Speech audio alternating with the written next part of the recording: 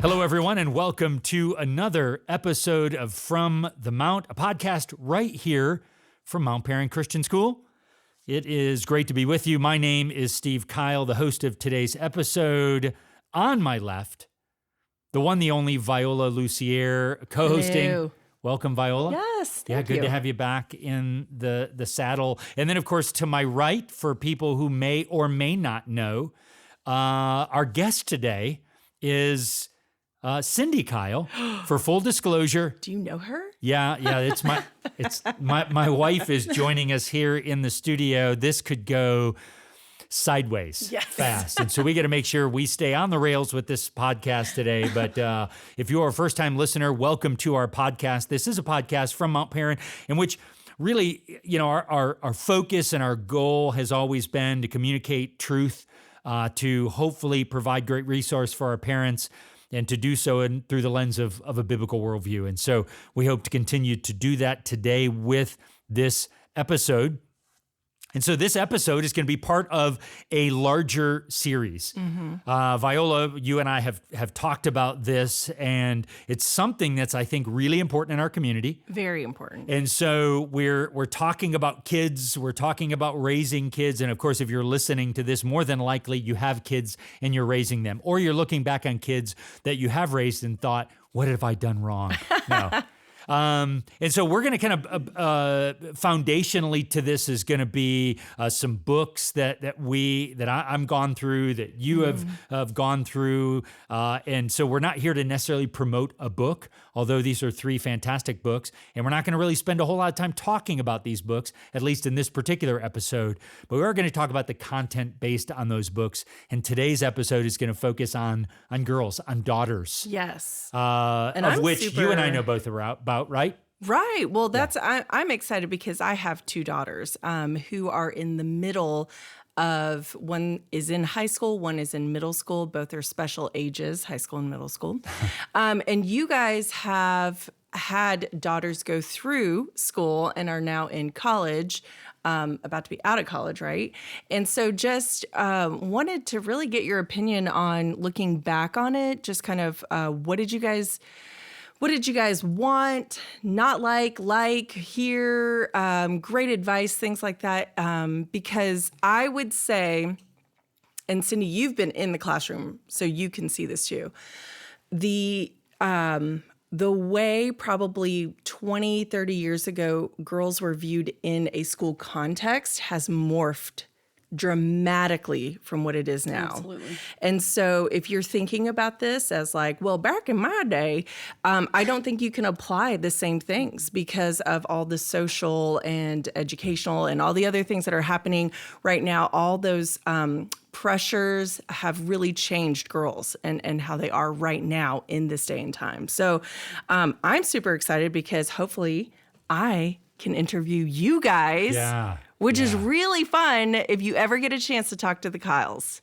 Great. Well, I think real quick before we do that, Syndi, all I've said is your name, but provide a little context about, obviously, you're more than, of course, just my wife, although, I mean, that's enough. Yeah. Full-time. You're welcome. But here, your role here, how long you've been doing this kind of thing, I think it's really important, too, from a perspective of we are not, let me go on record to say, parenting experts in the sense, we've got a degree. I've got my advanced degree in Parenting 101. Neither one of us do, if that was even a thing. Right. We do have, I think, fantastic girls who are off like living life right now. But real quick, for people who may not know you.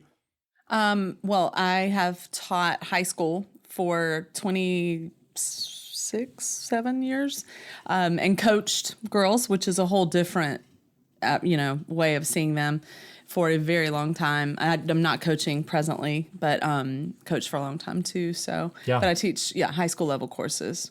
Yeah, I've been doing it a really long time, engaging with students at lots of Bible studies, like ages and in lots of areas. And the so, arts. In the Don't arts. forget that. I've been heavily involved in the arts throughout my teaching So career Viola, as well. I'm just gonna go with it. Because I have a list. So the first thing I want to know, you have two girls. Tell us a little bit about your girls. You want me to go? Yeah, Okay. people don't want to. So yes, we have two girls. We have Delaney, who is 21, And we have Emma, who is 18, and both Emma's going to be 19 in August. But they graduated from Mount Perrin, but we did not come to Mount Perrin until Delaney was going into the 10th grade and Emma was going into the 8th grade. So that was a period of much prayer, because those are pivotal years, and your peer group is so incredibly important at that age. But they are both at KSU. Delaney is actually a senior. She'll be graduating in December of this year after completing her internship for sociology, and then she wants to go into counseling. And then Emma is, right now, she's on public relations track. So that's what she's thinking she's going to do. And they are complete opposites. And they are best friends. Well, give us some characteristics, because they really are complete opposites. So Delaney is your classic oldest child. She's very introspective. She's very, she's a little bit of a vault when it comes to the way she interacts with people. Not with me, thankfully, she's not. But with her peer group, she's not quick to express herself a whole lot of times. She has deep thoughts. So, still waters run very deep where she's concerned, but she doesn't feel it necessary to share them all the time. And she has a very serious side, but she's also super goofy and funny. And so talented. She has a beautiful singing voice that she never uses, but oh well. And then Emma is my very gregarious, hilarious, outgoing. She doesn't really have a problem sharing her opinion as much. She's still careful. She's not overly obnoxious about it, but Emma's a little quicker to engage. And they both really I have been really actually humbled and impressed with their desire to share Jesus with people they've been working with and to engage in different ways that are appropriate for Gen Z. I love that. So think back many, many moons ago when you were baby parents. What were your fears? What were you nervous about? Yeah. I mean, obviously, I think any parent, you're afraid of screwing up. I think if there's any parent that's out there, initially it's, I now have a human that is dependent on me for everything, another human being. And so obviously I didn't grow up around kids. I did not desire, I'll be honest with you, when we were even newly married, full transparency, didn't even like little kids. And I mean that not in the way like I was mean to them or... He was scared of them. But there was this uncomfortable, hold this baby, and you're like, you know what, I'll pass. Because I don't want to break it, I don't want to drop it, I don't want to... But so I think the biggest one was that, and of course God gave us two girls, and immediately it was, I don't know anything, girl. I was closest to my brothers growing up. I have a sister who's 4 years older, but we weren't really close, and everything was boy for me. So it's like God said, I'm going to give you girls, good luck.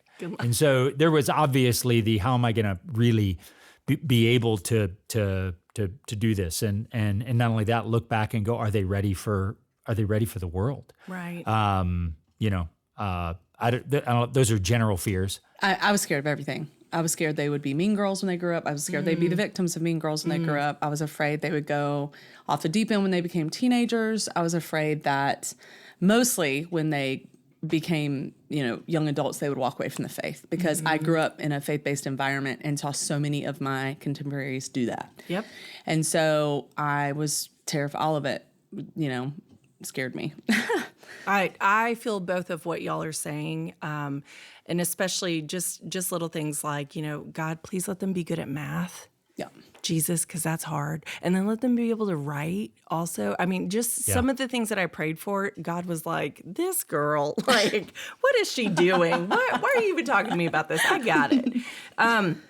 So when you are a young parent and you have these ideas, like we are going to be gluten-free, non-dairy, everything's going to be like fresh from the farm. You have these ideas when you are young parents. What adjustments did you have to make as you went through the process? Yeah.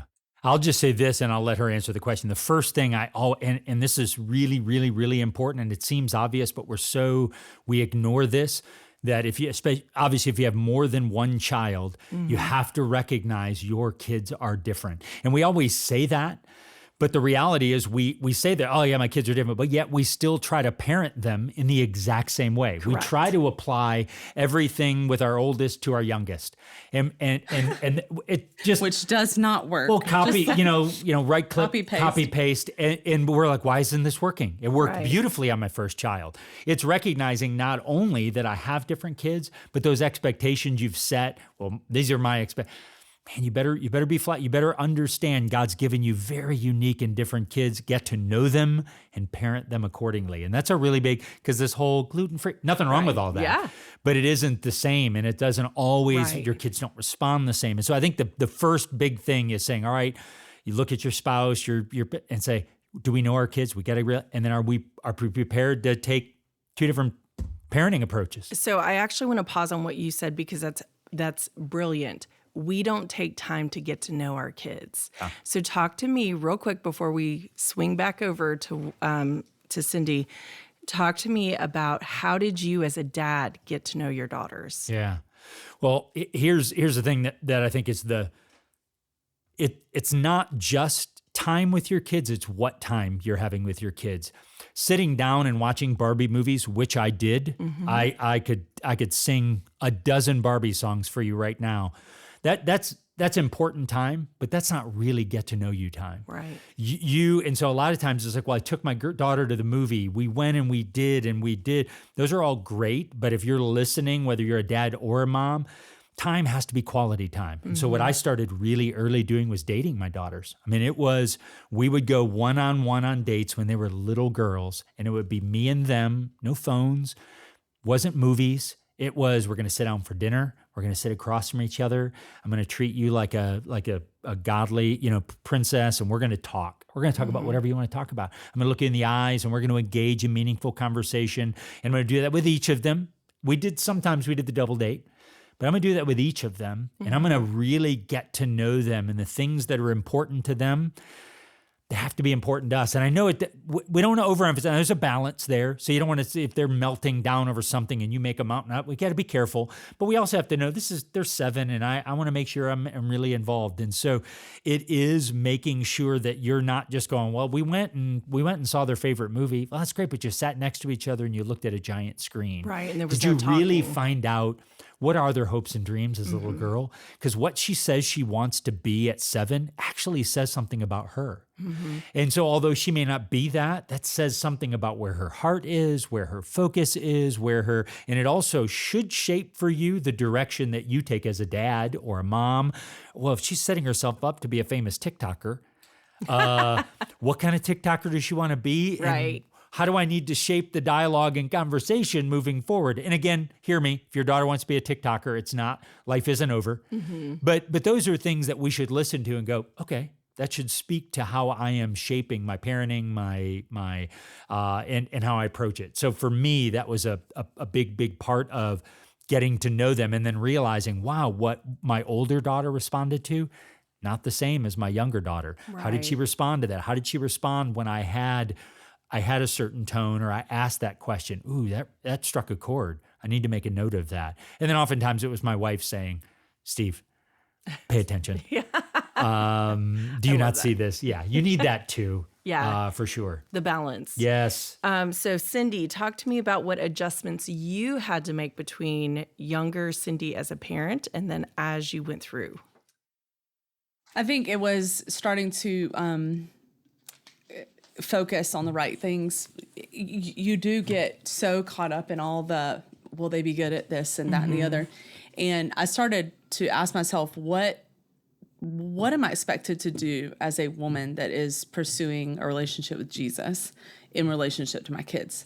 Does he care if they're really excellent at sports or whatever it is? And not that those things, Emma plays volleyball, we supported that all the way through, but making sure those things are in their proper place and proper perspective, and asking how I can reflect someone that is pursuing the right things in front of them and leading them, because they are not going to rise above their raisin, so to speak, in some of those ways, especially early on. If you're not walking the faith, or you're not living in a way that is showing them you're valuable without a stitch of makeup on, or the right name brand shoes, or the right clothes, or whatever, if you're not sending that message to them through your own behavior, then they're not going to get that message. And I definitely was not always perfect at that. I think I've gotten better as they've gotten older and opened up some really good dialogue. But those adjustments, and then I stopped worrying about to be fully transparent. Stephen was a pastor when they were really little. Mm-hmm. Then he was a head of school and for a lot of their very formative years. And I spent a lot of time worrying about, oh my gosh, I just hope they don't make us look, we don't know what we're doing as parents. Right. And I had to take a big old giant step back from that and say, it does not matter. Like, who are these little girls becoming the humans they were created to be? And how can I continue to invest in them, to encourage them in that direction, regardless of how it makes me look or Stephen look, and just adjusting my priorities. And it took some of the pressure off because it's not up to me. It's up to what God's going to do in their life. And I just have to continually lay them down, and say, I trust you with them, even when I don't understand it. Well, and you just mentioned about the pressure. I don't know if you've ever felt this way, but I have as a mom, where you start to scroll or you have conversations and suddenly you're like, well, my 3-year-old didn't learn Mandarin yesterday. Right. What am I doing wrong? Right. And so when you talk about that comparison and how it's, when I tell you it is not the thief of joy, it is the nuclear bomb of 100%. Joy. And so there's been so many times where I've had to completely remove myself from like social media and things like that so that I would not have to, wouldn't have that temptation. And then, I mean, I'm assuming you kind of felt the same way. Oh, definitely. Well, especially there were certain things too for whether it was, I didn't take my girls on 27,000 college visits. Mm-hmm. And we didn't, and again, please don't misunderstand. I'm not saying anything's are bad. I'm just saying the things that I saw that made me feel like, am I doing it right? And we didn't, every single event in their life was not documented by a professional photography for posterity. Mm-hmm. And just all of those things that you see and you're just like, am I failing as a parent? Should I be sacrificing here so that I could? And once again, those are the things I really did just start to hand back over to God and say, all right, I'm just, I'm going to lay these down because this is not what I was intended to do as their mother. And what you said earlier should be bolded, underlined, italicized. What is my expectation for how I'm supposed to raise? And the expectation comes from God. That's right. It does not come from people. That's right. But the devil wants us to think that it comes from people and the pictures and the reels and the movies and things like that. So that part, constantly reminding yourself that it is about God and God's will for you as a mom and for you and for your kids, and making sure that we are tapping into that is one thing that sometimes we miss the boat on because we're so caught up in what our expectations are for our kids that we forget what his expectations are. Right. So I love that you said that. When prayer, I mean, you cannot underestimate the power of prayer and continually go on your face before the Lord saying, these girls are yours first. They're yours first, and trusting that God can undo anything that you have done wrong. This is not, he's bigger than us, and random question. Have you ever prayed the prayer that if your kid was doing something wrong, that they would be caught? Yes. Ooh. Oh, yes. Woo. And I usually catch them too. The first time I heard that, I was like, for sure. You literally pray that God would catch them doing something wrong and that it would be revealed. And then the more I thought about it, I was like, actually, that's brilliant. Whoever thought of that? Yeah. Mm-hmm. Yeah. Just not prison, though. Yes. That was the only thing. Can we just get community service? Minimally. Little probation. Yeah, that's it. So tell me, how did you get to know your kids? I think some of the most precious times with my kids were in the car driving, having conversations with them. Whenever they finally got cell phones when they were in high school, we wouldn't let them use them in the car. We made them put them away so that we could actually have conversations. Put a pin in that. I love that. Yeah. And dinner table, like when you have dinner, that is not a flippant, if we can, that should be a priority, because there was some really precious laughter. I mean, just complete and total laughter and chaos sometimes at dinner, and then sometimes really serious conversation. But those were precious moments. And I don't think that's common anymore. No. I think it's becoming very uncommon, and I think it's something we don't need to let go of. I think it's something we need to reestablish as the patterns of and the rhythms of our household. It's an important rhythm. And then just being willing to talk whenever they open those doors, because a lot of times, especially my oldest, it would be bedtime. She would come, and I'm not talking when they're little trying to stay out of bed. I'm talking about when she was older. Like last week? She would, she would come and be like, "Hey, Mom, can I talk to you in my room?" And it would always be inevitably at the end of the day that I was like, "Oh my gosh, I'm so tired." But absolutely, because if she's talking, I'm listening. And then I think too, if you want your kids to be honest, you have to be prepared to hear the hard stuff. Yes. And ask. I would walk to her room with her, praying, God, help me to respond in the way that I need to for her heart. Because parents always say they want their kids to be honest, but if you freak out on them, they're not going to be honest with you the next time. Right. And so being good stewards of that information that they share with you doesn't mean it's necessarily going to be consequence-free or whatever, but making it so that they feel like they have that safe place to confide in you. Just taking the opportunities to talk to your kids. I mean, it's playing board games with them, which my girls love to do. Well, one of them does. He doesn't really care for board games that much. But he's a puzzle dude. He's a puzzle dude. That's random. Yeah. No That's a whole nother podcast. Yes. We're just going to talk about the joys of puzzling. So I do have a parting question for each one of y'all. Okay. So the first, it's two parts. What bit of advice did you receive when you were a younger parent that you loved? And then looking back on it now, what bit of advice would you impart onto a younger parent? Yeah. Well, the first thing, and we will keep it brief. First was me, of course, is take advantage of those conversations and moments that your kids are most likely to talk about those hard and difficult things, and that is in the car or that is at night.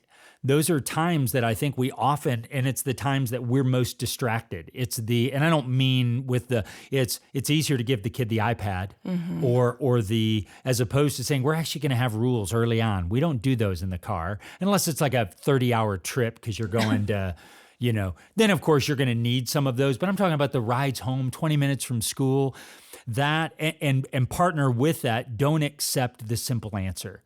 How was your day? Fine. Don't accept that. Keep leaning in or saying, well, I stopped asking questions because all they tell me is fine. No, believe it or not, they want you to keep pressing in. They want you to don't settle for fine, okay, food, math, stuff. Really dig a little bit deeper and find the questions that trigger. Like she had mentioned, for my youngest, it was I remember asking her the question, what was the funniest thing that happened today? They love that. Well, they don't all, but if you get that, they're like, oh, I can tell you that. Yes. And that usually leads into so many other doors opening. And so it's finding what are the questions that engage with your kids. And it might not be the obvious one. So keep doing it. When they go to their room and close the door, that's not the, I'll come back when I'm ready to talk. No, that's the, Dad, keep trying. Dad, keep asking. That would be the same advice I would give someone else, because to me that's timeless advice. I would say to the dad who says it's a girl and she doesn't understand me and I don't understand her, Dad, you are the most important individual in the upbringing of your child. The opposite sex parent is key. So if you've got girls, it's actually even more important for the dad to be leaning in, and involved. engaging. And it's not the natural part of that. So dads, if you got girls, man, you better become a girl dad. Yep. Get involved for sure. And then Syndi, what would you say? Well, one of the best pieces of advice I think I got was a woman speaker I was listening to, and she had two girls, and she was talking about how when she was younger, she would pray for all these things like the math skills, the interpersonal skills and all this stuff. And it would just get overwhelming. And I so related to that. And she said that she learned to just pray, Lord, help them to fall head over heels in love with Jesus and to pursue you with their whole heart. If those two things are true in their lives, everything else is going to be taken care of because they're going to become who God created them to be with the skills he wants them to have. Perfect. And so forth. And then one of the biggest pieces of advice that I would give girl parents right now is keep your kids off social media for as long as possible.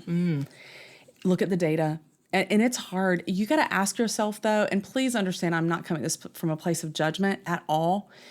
Ask yourself why you're giving in. Because is it for their benefit or is it for yours because you don't want the battle and you don't want to be the bad guy? Right. Because the data is pretty strong on this.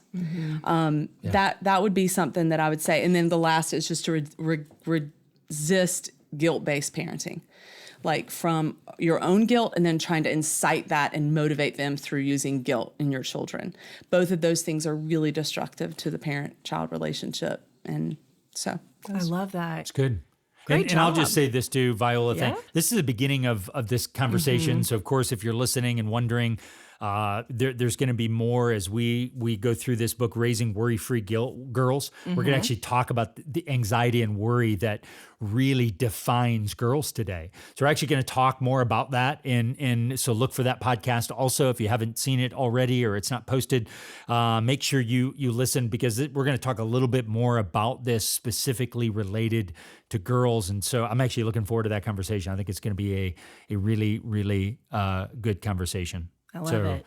That it wasn't so bad. Viola, thank you for the tough questions. Syndi, thank you for joining us in the studio today. We'll definitely have you back. I just love hanging out with my wife. She's good people. But she is. But thank you also for listening to another episode of From the Mount. And Scene. see ya. Yeah.